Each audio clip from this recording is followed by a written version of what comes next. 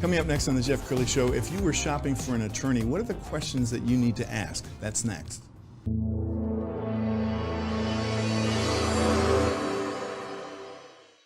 Many are predicting that the worst is yet to come, which is unfortunate, said one person here.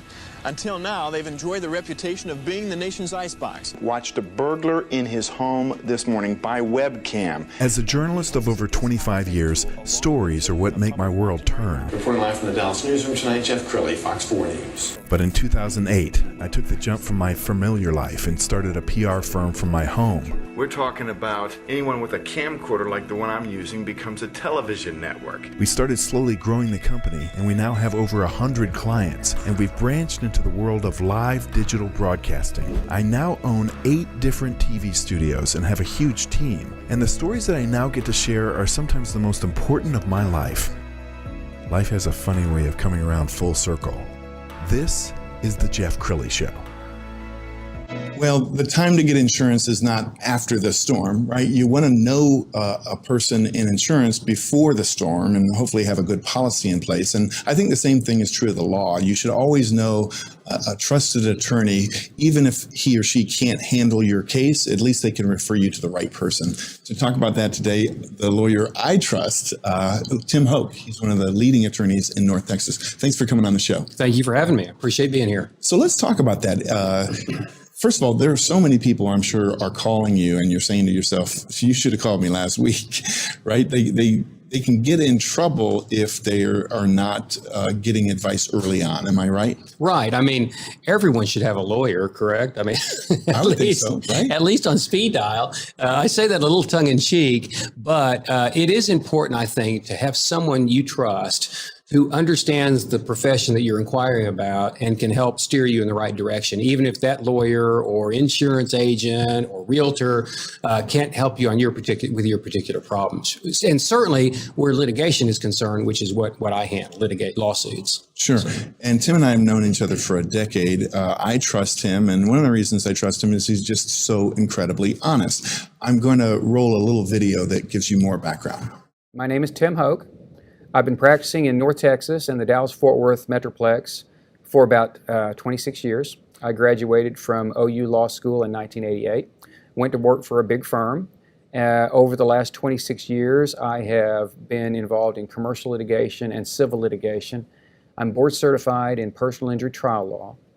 I've handled cases on behalf of Fortune 500 companies, small business owners, property owners, families and individuals in all variety of legal matters over the years. About 7 or 8 years ago, I made a conscious decision to limit my practice to very few clients at a time.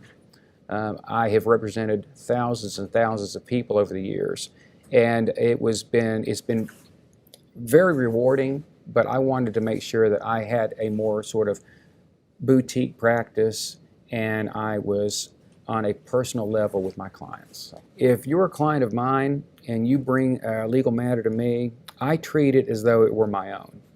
I get in the ditch with my clients. I get to know them personally.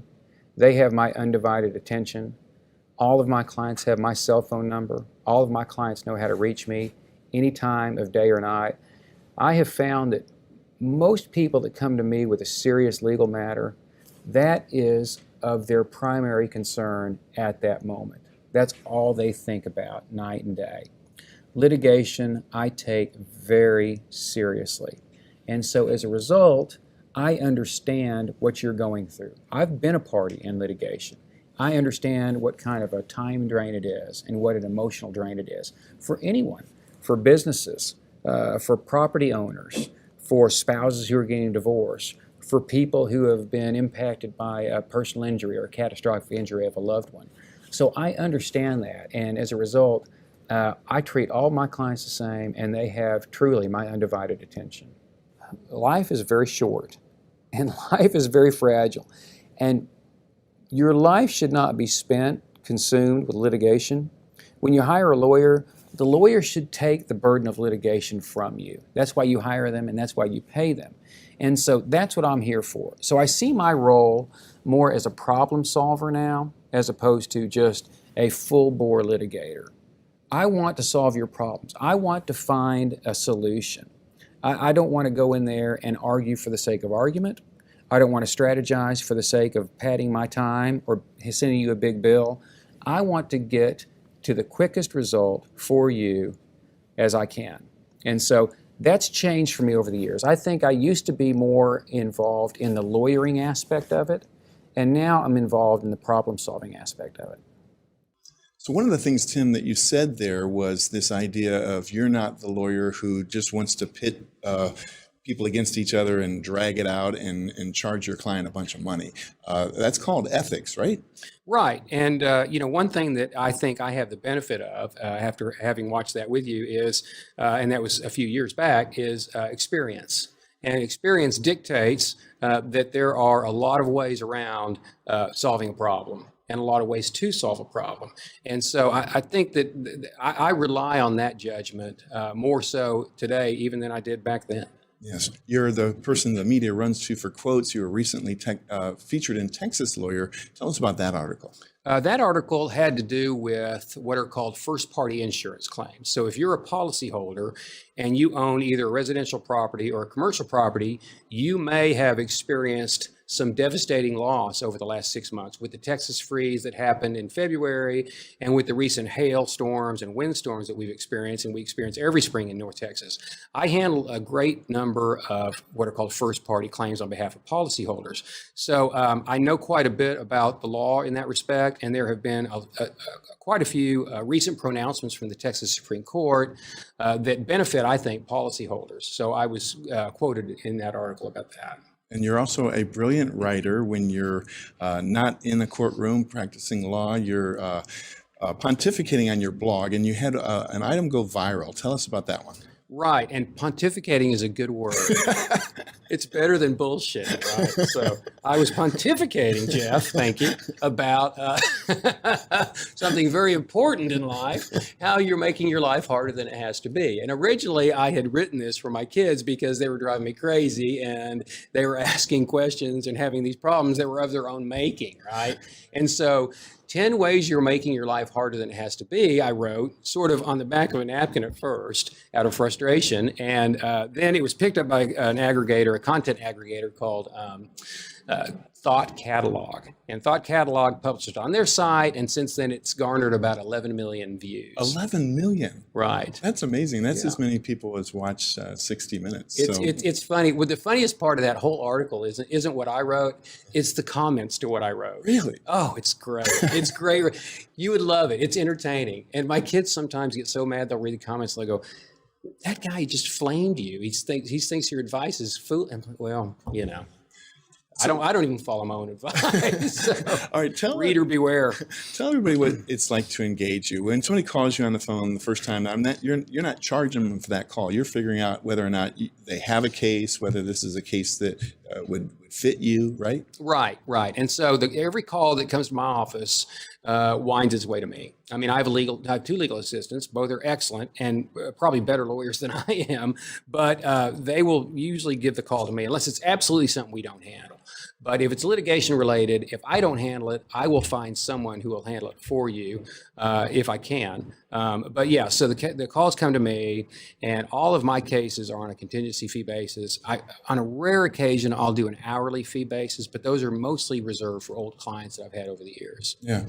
Since we're in our Fort Worth studio, I have to ask you, what's the difference between practicing law in Dallas versus Fort Worth? What's your experience? You know, probably just size. I mean, the dockets over in Dallas are larger, and there's just more litigants, and there's more cases, but there's more courts. I think that the bench and the judges in Dallas tend to be most of them are Democratic, and so they're a little bit more on the left than on the right. And over here, we're a little redder in Tarrant County, so our judges are a little more right than left. But I would say, top to bottom, all of the judges I've had experience with in Tarrant and Dallas are fair and reasonable and have a good temperament. And you were telling me off camera that you know pretty much all the judges in Fort Worth. Is there an advantage to knowing the judge? Oh, not really in sort of that advantage way. There's an advantage in that there's a certain familiarity with how they practice, what they want to hear, what they will sort of allow you to get away with, so to speak. In other words, will they allow you 2 hours for voir dire, meaning picking a jury, as opposed to 30 minutes? What are their personal predilections?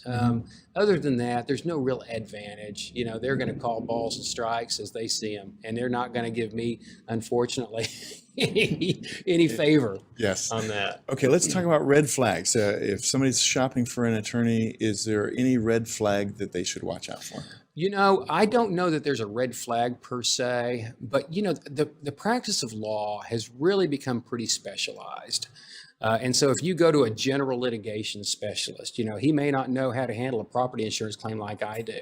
Or I'm board certified in personal injury child law, and that can be very specialized. And so I would make sure that you check references and check experience. A lot of folks are sort of blinded by the lawyer, and it's sort of a veneer, this lawyer image. He's a lawyer, he went to law school, he ought to be good, he ought to be able to help me. That's a myth. I mean, there's a lot of lawyers that just aren't as good. So check references and understand really what that lawyer does. Has he handled a case like yours? And if so, how many?